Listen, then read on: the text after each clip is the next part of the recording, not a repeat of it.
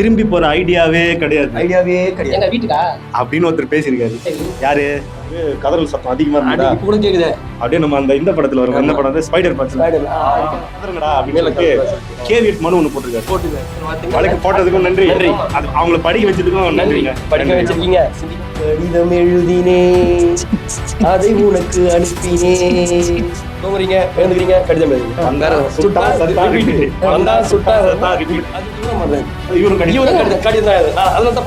மாற்று அரசியலாச்சே, மாற்று அரசு தான் சொல்றாங்க. அதுல இருந்து அப்படியே மாத்தி இதுல மத்தபடி நம்ம அரியலூர் மாவட்டம் இங்க வந்து தொடர்ச்சியா வந்து மணல் கொலை நடக்குதுன்னு சொல்லி நம்முடைய நாம் தமிழர் கட்சியின் சார்பா நம்ம அண்ணன் புகழேந்தி அண்ணன் வந்து என்ன பண்ணிருக்காருனாக்கா, மாவட்ட ஆட்சியர்கிட்ட போயிட்டு ஒரு மனு கொடுத்து நம்ம அண்ணன் வந்து மிரட்டிருக்காங்க. கொலை மிரட்டல் மக்கள் அரசா இல்ல மணப்பள்ளி அரசா? ஆமா, யாருக்கான ஆட்சி? தூத்துக்குடி துப்பாக்கி சூடு நடந்தது காலத்துல இருந்ததுல, அப்பயும் இவருதான் வந்து தலைமைச் செயலர் அப்படின்னு நம்ம கேக்குறோம். புரிஞ்சவன் புரிஞ்சுக்கோ, புரியாதவன் தெரிஞ்சவங்க கிட்ட. அரசாங்கமே வந்து திருநெல்வேலி வாங்க ஆரம்பிச்சு.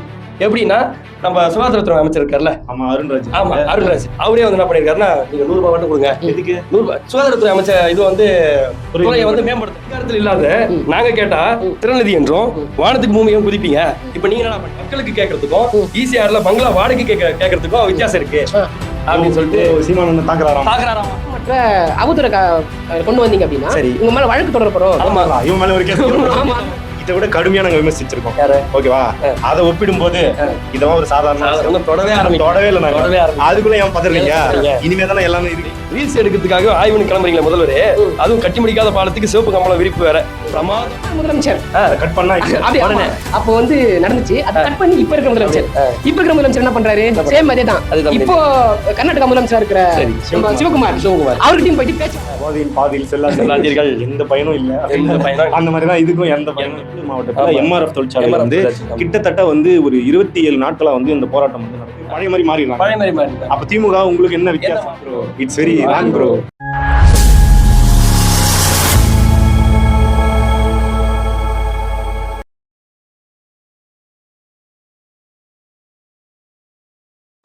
அனைவருக்கும் வணக்கம். வணக்கம். திரும்பி போற ஐடியாவே கிடையாது. எங்க வீட்டுக்கா அப்படின்னு ஒருத்தர் பேசியிருக்காரு. யாரு? நம்ம தலைவர் இல்லைங்க, தளபதி வந்து ஜனநாயகன் படத்துல ஒரு வசனம் பேசிருக்காரு. என்னன்னா, திரும்பி போற ஐடியாவே கிடையாது. அவர் வந்து அதை ரீல்ல பேசிருக்காரு. ஆனா ரியலா ஒருத்தர் பேசிருக்காரு. நாம் தமிழ் கட்சியோட வழக்கறிஞர் தீரன் திருமுருகன் என்ன பேசிருக்காருன்னா திரும்பி போற ஐடியாவே கிடையாது அப்படின்னு சொல்லிருக்காரு. எதுக்கு இதை சொல்லியிருக்காருன்னா, கரூர் அந்த மரணங்கள் குறித்து ஒரு வழக்கு ஒண்ணு போட்டோம். அந்த வழக்கு போட்டு நம்ம வெண்டுட்டோம். அந்த அரசு பணியை வந்து ரத்து செஞ்சுட்டாங்க. இப்போ அது அரசு வந்து மேல்முறையீடு பண்ணிருக்கு, உச்சநீதிமன்றத்துக்கு மேல்முறையீடு பண்ணிருக்கு. பண்ணிட்டாங்க. இப்போ வந்து நேத்துல இருந்து ஒரே கதறல் சத்தம் அதிகமா இருந்தா கூட கேக்குது. அப்படியே நம்ம அந்த இந்த படத்துல வரும், என்ன படம், ஸ்பைடர் படத்துல அந்த மாதிரி கேட்டு இருந்தா வந்து இவர் என்ன பண்ணி மேலும் கதறுங்கடா அப்படின்னு சொல்லிட்டு கேவியட் மனு ஒண்ணு போட்டிருக்காரு. என்ன மனுனா, இப்ப வந்து அந்த தீர்ப்பு சொல்றாங்க இல்ல அது சம்பந்தமா ஏதோ ஒரு அறிவிப்பை வெளியிடுறாங்கனாலும் இவரை கேட்காம இவர்கிட்ட சொல்லாம அதை வந்து வெளியிட முடியாது. சொல்லாம அதுதான் வந்து அந்த கேவியட் மனுவோட அம்சம்.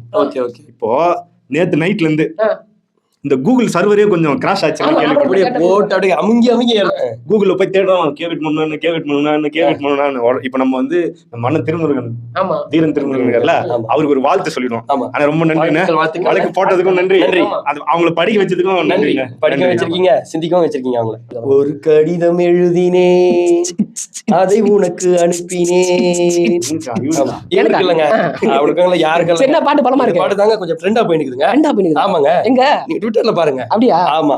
என்னன்னா, கடந்த தேர்தல் பாத்தீங்கன்னா முன்னாடி வெறும் கடிதம் மட்டும் தான் எழுதுறீங்க.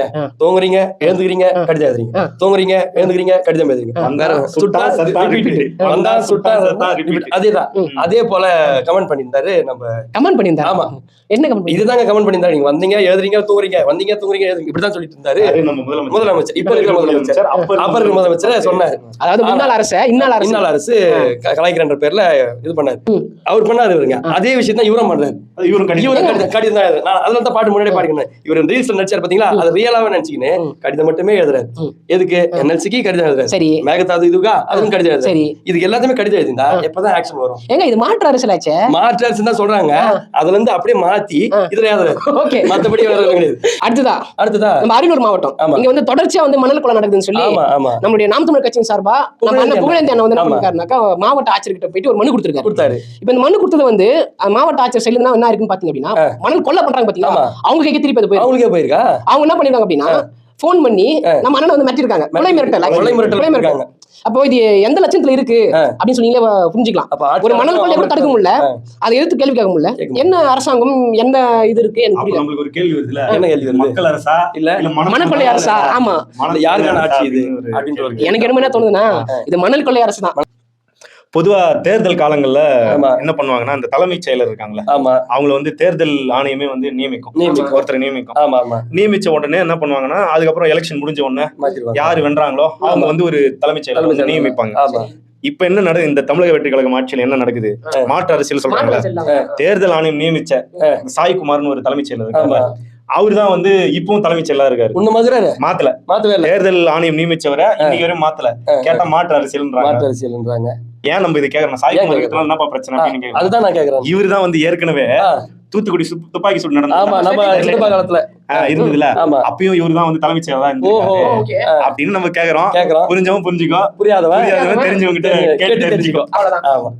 திருநெல்வேலி அப்படின்னாலே திருநெல்வேலி வாங்கிட்டாங்க, மக்களை ஏமாத்துறாங்க, மக்களை அப்படி பண்றாங்க இப்படி பண்றாங்கன்னு ஒரு கட்சி கதறும். அந்த கட்சியை பாத்தீங்கன்னா இப்போ அரசாங்கமே வந்து திருநெல்வேலி வாங்க ஆரம்பிச்சுது. எப்படின்னா, நம்ம சுகாதாரத்துறை அமைச்சர் இருக்காருல்ல, அருண்ராஜ், அவரே வந்து என்ன பண்ணிருக்காருன்னா, நீங்க 100 ரூபாய் மட்டும் கொடுங்க. எதுக்கு 100 ரூபாய்? சுகாதாரத்துறை அமைச்சர் இது வந்து துறையை வந்து மேம்படுத்தணும் அப்படின்னு சொல்லி 100 ரூபாய் வச்சு கொடுங்க அப்படின்னு சொல்லிட்டு சொல்லியிருக்காங்க. உடனே இந்த பதிவு பார்த்த பிறகு நம்ம கோவை சேர்ந்த நர்மதாக்கா ஒரு பதிவு போட்டிருக்காங்க. என்னன்னு படிக்கிறோம் பாருங்க. அதிகாரத்தில் இல்லாத நாங்க கேட்டா திருநெல்வேலி என்றும் வானத்துக்கு பூமியும் குதிப்பீங்க, இப்ப நீங்க என்ன பண்றீங்க அப்படின்னு சொல்லிட்டு கோவை சேர்ந்த நறுக்குன்னு அக்கா கேட்டாங்க.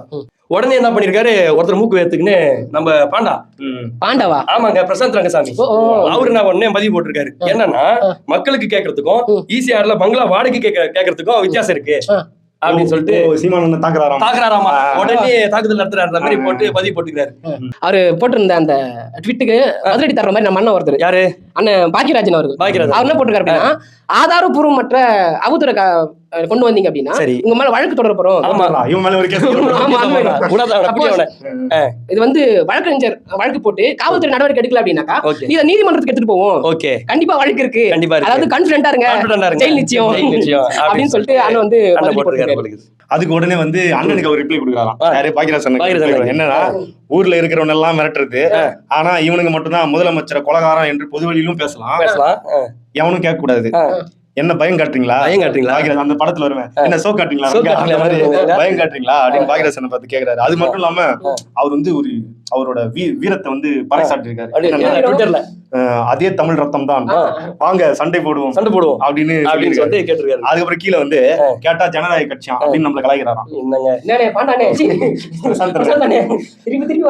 அதுக்கப்புறம் நம்ம அண்ணன் அதுக்கு ஒரு ரிப்ளை போட்டிருக்காரு பாருங்களேன். கருணாநிதி தொடங்கி ஜெயலலிதா, எடப்பாடி, ஸ்டாலின் என எல்லோரையும் நாங்க வந்து அரசியல் ரீதியா விமர்சனம் பண்ணுவோம். இதை விட கடுமையா நாங்க விமர்சிச்சிருக்கோம். ஓகேவா? அதை ஒப்பிடும் போது இதெல்லாம் ஒரு சாதாரண தொடவே இல்லை. அதுக்குள்ள ஏன் பதறீங்க? இனிமே தானே எல்லாமே இருக்கு. அவதூறுகளோ பொய்யா இருந்தால் சட்டப்படி நடவடிக்கை எடுப்பது முறைதானே. அவதூறு பேசணும்னா, பொய் பேசணும்னா சட்டப்படி நடவடிக்கை எடுக்கிறது முறைதானே அப்படின்னு கேக்குறாரு. இதுல மிரட்டல் எங்க இருக்குது?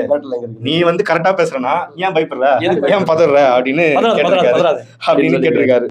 அடுத்த ஒரு பதிவு என்னன்னா, நம்ம இடுமோன கார்த்திக் அண்ணன் ஒரு பதிவு போட்டிருக்காரு. என்ன போட்டிருக்காரு? என்னன்னா, அந்த கத்திப்பாரா பிரிட்ஜ் இருக்குல்லங்க, ஆமா, அந்த கிண்டி மேல என்ன, கிண்டி பக்கத்துல, ஆமா கிண்டில தான் இருக்கு, கிண்டி தான். அந்த கிண்டில வந்து ஒரு கருப்பு கலர் கோட் போட்டுன்னு கலர் கண்ணாடி எல்லாம் போட்டுன்னு கட்டி பிடிக்காத பாலத்து மேல ஏறி நின்று ரீல்ஸ் எடுத்திருக்காரு. நம்ம முதலமைச்சர், ஆமா முதலமைச்சர். அது குறிச்சு அண்ணன் இடுமோ அண்ணன் ஒரு பதிவு போட்டிருக்காரு. அது என்ன, அந்த பாலம் வந்து போன ஆட்சியில கட்டணும் தான். அப்பயும் அவர் போய் பார்வையிட்டார். யாரு? போன முதல்ல பார்வையிட்டார். இந்த முதலமைச்சரும் போய் பார்வையிட்டார். அதான் மாற்றுங்க, அதுக்காக போயிருக்காரு. ஆமா, உடனே இந்த பதிவு பாட்டு ஒண்ணுக்கு ஒண்ணு சலைச்சது இல்ல. உடனே பதிவு போட்டிருக்காரு. அந்த பதிவு நான் படிக்கிறேன் பாருங்க.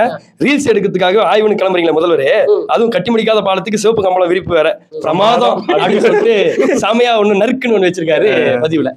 கார்த்தி அண்ணா என்ன பதிவு? அவர் ஒரு ட்வீட் அண்ணன் அடி லைன் அடிப்பாரு. அடுத்து அண்ணன் வந்து ஒரு ட்வீட் போட்டிருக்காரு. என்ன அப்படின்னா, முன்னாள் தமிழ்நாட்டு முதல்வராக இருந்த எம்ஜிஆர் அவர் வந்து அன்னாள் முதலமைச்சராக இருந்த, அதாவது கர்நாடகா முதலமைச்சராக இருந்த குண்டுராவிடம் என்ன பண்ணிருக்காருன்னா, போயிட்டு இந்த கர்நாடகாவில இருந்து வர வேண்டிய தண்ணி பிரச்சனை குறித்து பேச்சுவார்த்தை நடத்தினாரு அப்படின்னு சொல்லி ட்வீட் போட்டிருக்காரு. சரி, இப்ப இன்னாள் முதலமைச்சர் கட் பண்ணா அப்போ வந்து நடந்துச்சு, அது கட் பண்ணி இப்ப இருக்கிற முதலமைச்சர் என்ன பண்றாரு, சேம் அதே தான். இப்போ கர்நாடகா முதலமைச்சரா இருக்கிற சிவகுமார் அவர்கிட்டயும் போயிட்டு பேச்சுவார்த்தை தான் நடத்துறாரு அப்படின்னு சொல்லி போட்டிருக்காரு. இதுனா அரசா இல்ல தரிசா? ஏங்க அதுதான் சொல்லிருக்காங்க, அப்படியே எம்ஜிஆர் ஆட்சி கொடுப்பேன்னு. அதனால அது அப்படியே காப்பி பேஸ்ட் பண்ணிருக்காங்க. எந்த பயனும் இல்ல. ஆமா, எந்த பயனும் இல்ல.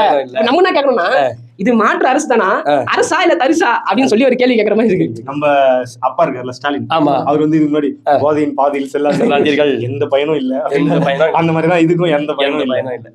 அடுத்ததா உரிமைக்காக போராடக்கூடிய நம்ம தொழிலாளர்கள் எங்கன்னா பெரம்பலூர் மாவட்டத்துல எம்ஆர்எஃப் தொழிற்சாலையில வந்து கிட்டத்தட்ட வந்து ஒரு 27 நாட்களா வந்து இந்த போராட்டம் வந்து நடக்குது. சரி, எதுக்குன்னா எங்களோட ஊதிய உயர்வுக்காக, எங்களுக்கு ஊதியத்தை ஏத்தி கொடுங்க அப்படின்னு போராடுறாங்க. கிட்டத்தட்ட பாத்தீங்கன்னா ஒரு 730 தொழிலாளர்கள் வந்து இருக்காங்க, அவங்க வந்து போராடிட்டு இருக்காங்க. இப்போ நம்ம முதலமைச்சர் இருக்காருல்ல, அவர் ஒரு அரிய காரியம் ஒண்ணு பண்ணிருக்காரு. என்ன பண்ணாரு? காவல்துறையை விட்டு அவங்க ஒடுக்கிருக்காரு. வேற என்ன பண்ணுவாங்க? ஆனா இதுக்கு முன்னாடி சாம்சங் தொழிலாளர்கள் பிரச்சனை வந்ததுல, அதாவது திமுக ஆட்சியில அப்ப வந்து ஒரு அறிக்கை விட்டாரு. என்னன்னா, எங்க இந்த மாதிரி தொழிலாளர்கள் ஒடுக்குவதா, அவங்களுக்கு வந்து ஒரு நியாயம் கொடுக்குறதா அப்படிலாம் வந்து பேசினவர் தான் நம்ம முதலமைச்சர். இன்னைக்கு வந்து அவர் என்ன பண்றாருன்னா, இந்த தொழிலாளர்களை ஒடுக்குறாரு. இப்ப நம்ம என்ன கேட்க வரோம்னா, உண்மையிலே வந்து நீங்க மாற்று அரசியல் தானா? அதிகாரம் வந்த பிறகும் நீங்க இந்த மாதிரி பண்றது எப்படிங்க? அதிகாரம் வந்த பிறகு பழைய மாதிரி மாறிடுறாங்க. அப்ப திமுக உங்களுக்கு என்ன வித்தியாசம் அப்படின்னு ஒரு கேள்வி வருது. இப்ப நம்ம முதலமைச்சரை பார்த்து ஒரே ஒரு விஷயம் தான் கேட்கணும்னு தோணுது. என்ன தெரியுமா? What bro, it's very wrong bro.